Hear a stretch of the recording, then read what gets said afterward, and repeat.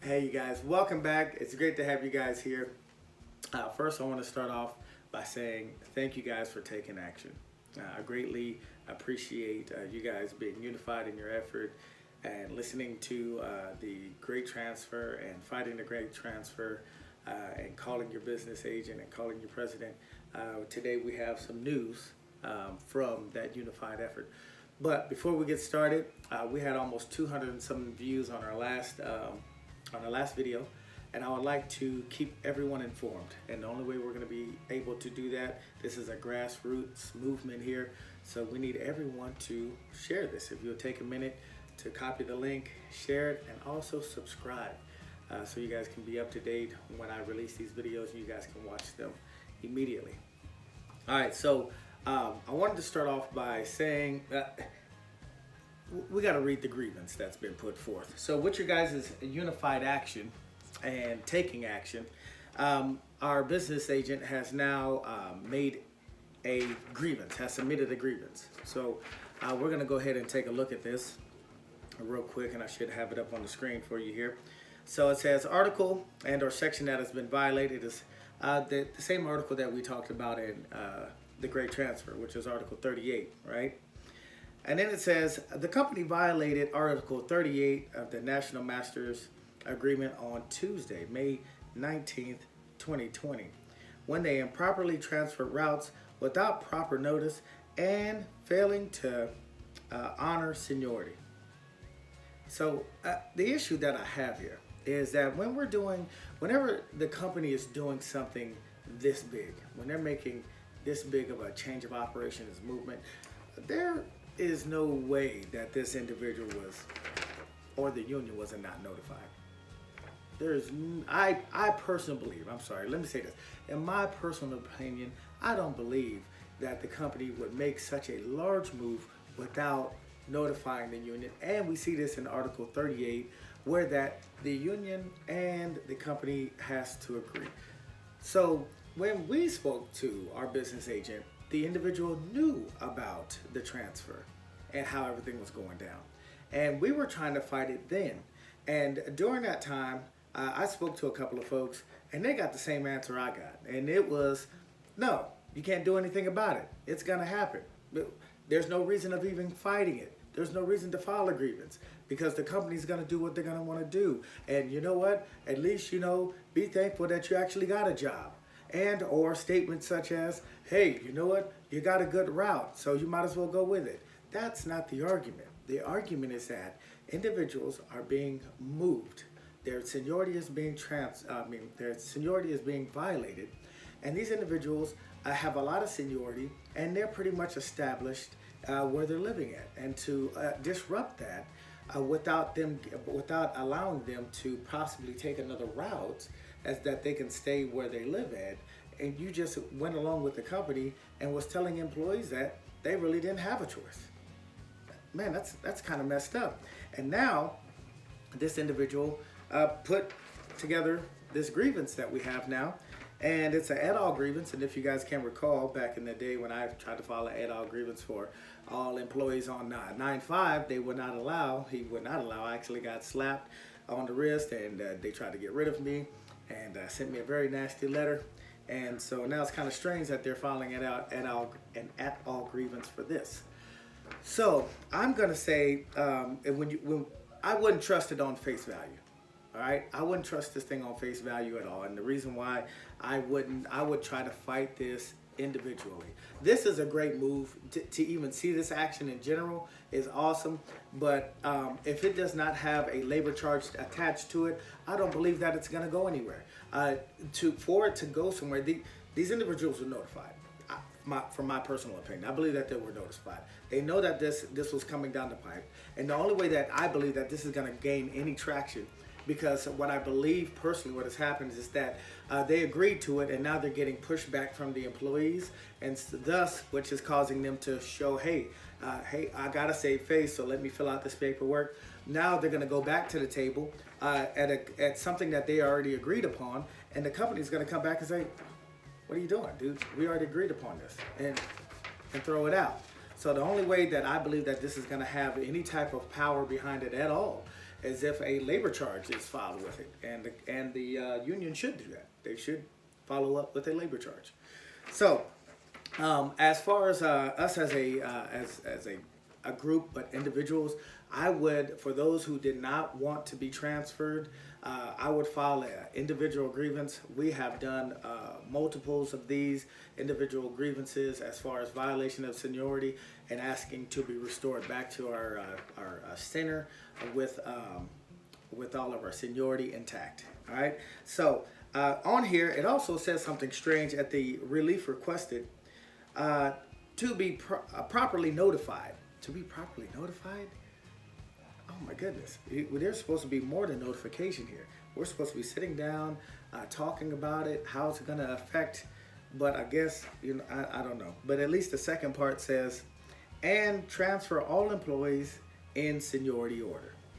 Well, what about restoring everyone back to their center and then transferring individuals from the seniority order? I don't mind these individuals assisting. We can continue to assist up in these areas where we don't want to be at, and then try to work it and iron it out at the same time. Hey, we're going to continue to fill in. We're going to continue to work. We're going to continue to, do our normal function as an employee.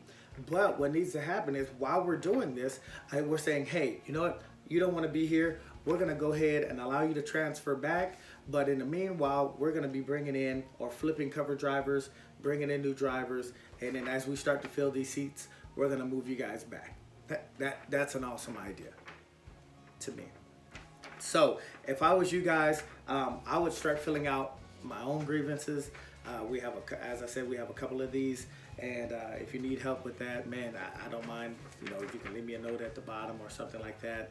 And I'll be more than glad to assist. But your shop steward should be able to assist you with that.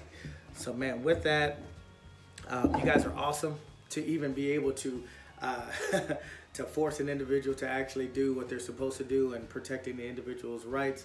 I mean, that is awesome, and I commend you guys. Man, let's keep up the good fight and continue to fight the good fight. And man, you guys are awesome. All right, have you guys a great day. Great talking to you.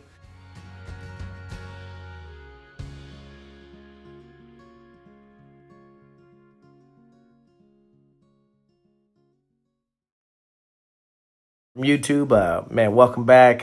We're having my first telephone interview, and I have Mr. Jose Reyes on the line. Hey, Jose, welcome to the show. What up? What's up? Man, hey, what's up, guys? How you guys doing? It's awesome to have you here, man, as my first interview. Man, I wanted to kind of talk about some of the things that in the video I was talking about. Basically, I wouldn't put too much stock into the et al. Grievance, man. And one of the reasons why is because one of the first things that he was telling us, at least last week when he was in the building, was basically there was no hope, Reyes. And I'm not sure if you saw what I saw, but basically when I saw it. Yeah, when we were talking about, hey, you know what, we should be pulling from seniority order, pulling from the bottom up. You're displacing a lot of individuals, man. What are you doing?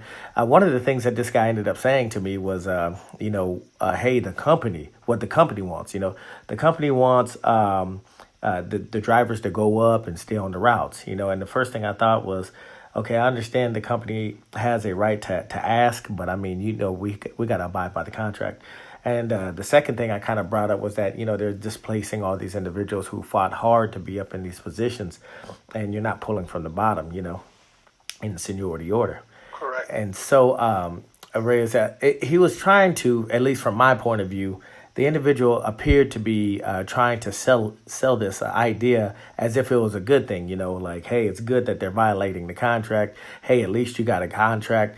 Hey, at least you got a job. There's other people and other places, that have traveled further than you have. And, we're not disagreeing with, having a job or anything like that. I believe we just want this individual to follow the contract. Did you see, anything similar as to, this individual, completely flat out not allowing, basically saying that, hey, nothing's going to come of it. Don't file your grievances because basically, the company's going to do what they're going to do.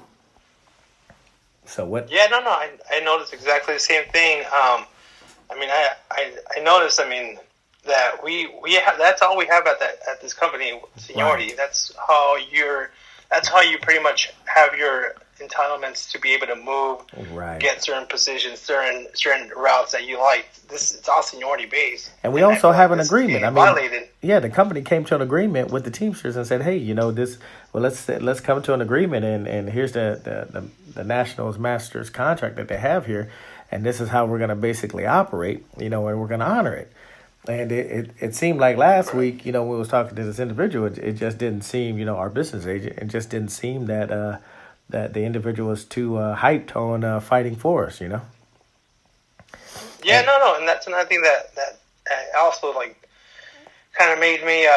It kind of ticked me off. I mean, because we pay this person to represent us and to always look out for us, the members. Right. And I feel like there is no fire in him to wanting to support and pretty much support the members in all ways they can, in all the ways they can, and they, realizing that they're getting violated. Right. And I had handed him a grievance that same morning when we were talking to him, and I told him, let's go in there and talk to them. I didn't see him too interested in trying to settle this and trying to stop this from happening. And the funny thing was, man, and that's what really bothered me. Yeah. What man, I was kind of taken back by that because, Reyes, you were so moved and so upset about what was going on. You actually went home that night and decided to fight for the members, and you put everything on the grievance paper about I think it was about maybe 12 routes that a lot of these utility drivers could have had that we were asking for beforehand to be put up. And and you fought for that, and he was kind of taken back and didn't seem too interested in going to the office. Matter of fact, he said, they're not going to do anything if you go in there, huh? I think that's what he said. Yeah, he was trying to make me see, let's go in there and talk. Yeah, he was trying to coming after me and saying, hey, come on, let's go settle this. He's like, if you go in there, nothing's going to happen. I'm like, yes, I know. I don't have that title that you have. You're the BA. You could go in there. But I was trying to support him and say, hey, let's go in there and settle this. He wasn't too interested too interested or together to really represent the members and actually give them something that they deserve, which is I mean, don't violate them and the rights that they have. Right, exactly. They have the contractual rights, and that's all they're asking for. To just obey them. Yep, and during that time, as he's telling everyone that it's a good idea, and hey, be thankful you even got a job. I guess I was pressing this individual's buttons to the point where he kind of got upset, man, and he turned to me and basically said, "Hey, Robson, I ain't here for your shenanigans for the PG-13, individuals out there." Yeah. I mean, that's in PG-13 words. Yeah, but he said it in different words where it was very unprofessional, dude. I mean, I witnessed it, and a couple other individuals witnessed it. We got by surprise, man, why are you talking to us like this? Yeah, aren't you supposed to be talking to? Aren't you supposed to be talking to management like this? What's going on here? And as I was, I got an opportunity to hear a talk show host say that, basically said you can tell a lot by an individual's character by the enemies that he has. And it seems like this individual is making a lot of enemies with the members that he supports and making a lot of friends with the management. It just looks like that in my personal opinion. Yeah. So no, I feel exactly the same way. It should be the opposite. Yep. You should be always for the members. I mean, we're the ones that we pay you. You're the face for us. Come on. Yep. You're on our side, and I totally agree with you. I mean, but I'm really very blessed and thankful for you. I mean, always representing us and always backing us up and always giving us the knowledge, and pretty much you're the one that makes a lot of things happen, Robinson. I appreciate your hard work and your commitment for the members. Man, thank you very much, bro. If it wasn't for you guys supporting me, man, I wouldn't even be here. It's to have all the knowledge but no support does a man no good. And now that I'm able to help somebody, man, I love it. But man, Reyes, thank you for coming on this show, man. We're going to wrap it up, and hopefully we can squeeze all this interview into our video. Man, have yourself a blessed night, man, and thank you for coming on. Hey, no, thank you. Have a blessed night.